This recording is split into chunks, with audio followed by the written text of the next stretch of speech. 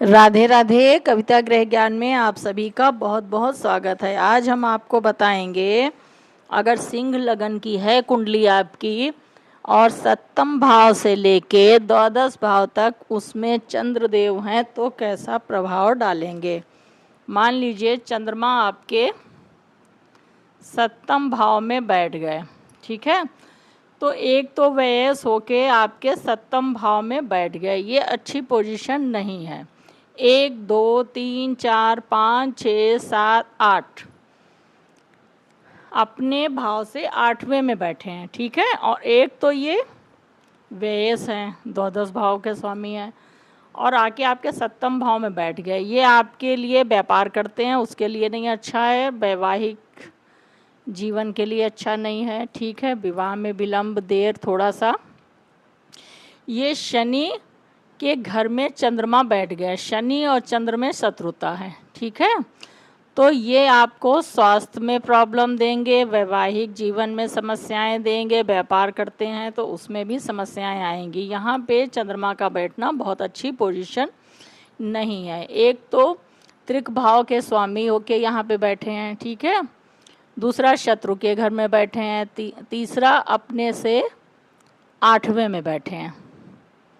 तो यहाँ पे स्वास्थ्य संबंधी समस्याएं, व्यर्थ का खर्च, मन का परेशान रहना, वैवाहिक सुख में थोड़ी सी समस्याएं, थोड़ी सी उलझने और व्यापार करते हैं तो उसमें भी, तो उसकी आपको ध्यान रखना है। जब भी इनकी महादशा अंतरदशा आएगी तो थोड़ा सा आपका व्यर्थ का खर्च, स्वास्थ्य में प्रॉब्लम, वैवाहिक जीवन में उलझने समस्याएं, व्यापार में भी दिक्कतें, ये सबकी संभावना बनती है। फिर यहाँ से यहाँ दृष्टि डालेंगे तो थोड़ा सा नेचर ऊपर नीचे आपका, थोड़ा मन कभी क्रोध, कभी शांत, कभी अप डाउन वाली स्थिति हो सकती है। बाकी यहाँ पे दृष्टि डाल के अच्छा ही करेंगे।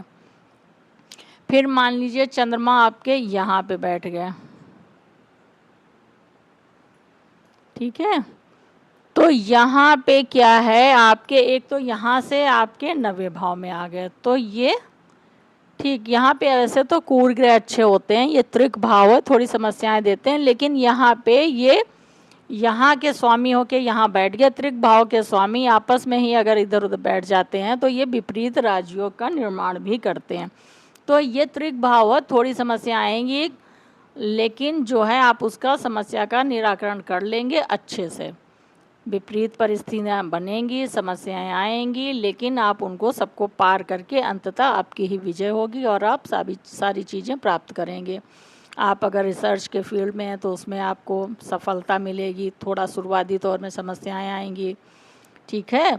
और ये पैतृक संपत्ति का भी है, इसमें अचानक से आपको धन की प्राप्ति, ठीक है। ससुराल पक्ष से अच्छे संबंध, थोड़ा सा शुरुआती तौर में समस्या आएंगी क्योंकि त्रिक भाव है, लेकिन विपरीत राजयोग के निर्माण करने के कारण समस्याएं आप उनको बहुत सरलता से हासिल कर लेंगे, अंततः आपकी ही सफलता होगी। फिर यहाँ से दृष्टि डालेंगे आपके 2nd भाव में, यहाँ पे भी थोड़ा ऊपर नीचे होगा, लेकिन यहाँ पे भी चीज़ें आपको मिलेंगी। ये जिन जिन चीज़ों का है, वाणी का है, ठीक है, थोड़ा सा ये 6 नंबर बुध का है, तो थोड़ा सा ऊपर नीचे समस्या के बाद सफलता यहाँ पे भी देंगे आपको। फिर मान लीजिए चंद्रदेव आपके यहाँ बैठ गए, तो ये क्या है, अपने से 10th में बैठ गया और भाग्य भाव में बैठ गए। ये धर्म का है, भाग्य का है ना। यहाँ से पिता को भी देखते हैं, और यहाँ पे ये बैठ के सबसे उत्तम पोजीशन, एक तो आपके सुखेश हैं, घर के सुख में बढ़ोतरी करेंगे, आपके मन अच्छा होगा। उस टाइम पे आप सुख सुविधाओं की, घर के लिए, परिवार के बारे में सोचेंगे। पिता से संबंध अच्छे होंगे, पिता से लाभ मिलेगा, पिता को आपसे लाभ मिलेगा। आप धार्मिक यात्राएं करेंगे, धर्म कर्म में बढ़ चढ़ के रुचि लेंगे, दान पुण्य भी करेंगे, और आप व्यापार भी विदेश से भी कर सकते हैं, बाहर का जाके भी कर सकते हैं, बाहर का काम भी कर सकते हैं। और जो है शिक्षा भी आपकी, अगर पढ़ने जाना चाहें तो आप बाहर जा सकते हैं महादशा अंतरदशा में, वहाँ पे भी आपको सफलता मिलेगी, उच्च शिक्षा का योग भी बनता है।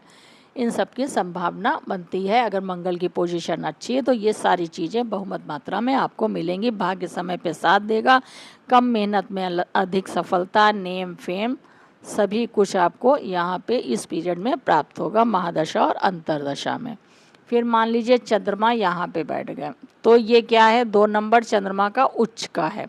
अगर शुक्र की पोजीशन अच्छी है तो आपको यहाँ पे भी आपको बहुत अधिक सफलता मिलेगी आपके कैरियर में, आपके जॉब में। आप बिजनेस भी जल संबंधित चीज़ों कर सकते हैं, लिक्विड वाली चीज़ों उसमें भी सफलता मिलेगी। शुक्र की पोजीशन अच्छी, खाने पीने से संबंधित कार्य कर सकते हैं, है ना। और लिक्विड वाली चीज़ें, जल वाली जितनी भी हैं उनमें आपको अधिक सफलता मिलेगी। करियर आपका अच्छा होगा, आप धनी होंगे, मान सम्मान होगा आपका। यहाँ पे भी पोजीशन बहुत अच्छी, हालांकि थोड़ा पक्ष बल से ये यहाँ पे कमज़ोर हो जाते हैं, लेकिन चूँकि ये 2 नंबर इनका उच्च का है तो यहाँ पे भी आपको बहुत ही अच्छी प्लेसमेंट है इनकी। शुक्र की पोजीशन अच्छी है, लग्नेश अच्छे हैं, तो सभी कुछ चीज़ें आपको प्राप्त होंगी। फिर मान लीजिए चंद्रमा यहाँ बैठ गए, तो एक तो लाभ भाव है, ये आपका इच्छा पूर्ति का, बड़े भाई का, मीडिया का, बाहर का,